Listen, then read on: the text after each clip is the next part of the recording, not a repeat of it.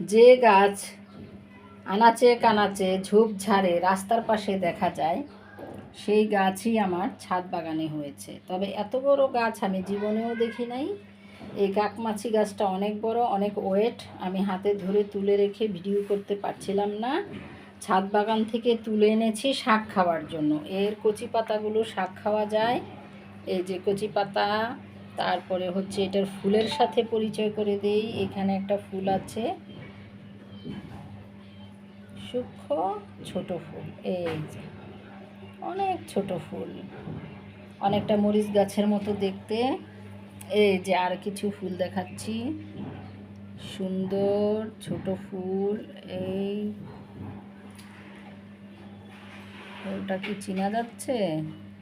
সাদা ফুলের মাঝখানে হলুদ রঙের পরাগরেণু। আর এই হচ্ছে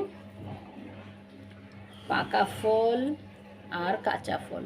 পাকা ফল কালো, কাঁচা ফলগুলো সবুজ। পাকা ফলগুলো খাওয়া যায়। এগুলো বিশেষ করে পাখির খাদ্য। পাখির মাধ্যমে গাছটির বীজ স্থানান্তরিত হয়। এভাবেই হয়তো এসেছে।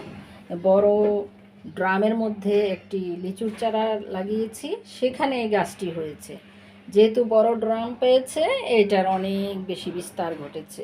এত বড় যে ভাষায় প্রকাশযোগ্য না। আমি মাঝে মাঝে এটার থেকে ছিঁড়ে শাক এনেছি।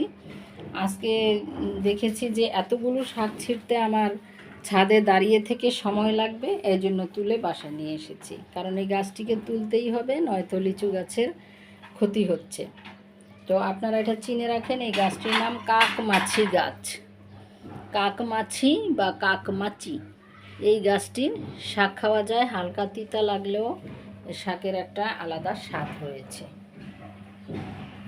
আপনারা এই গাছটিকে দেখবেন, হয়ে থাকে যেখানে সেখানে। দেশি গাছগুলোকে আমরা সংরক্ষণ করব এবং এর শাক খেয়ে আমরা নিজেরা উপকৃত হব।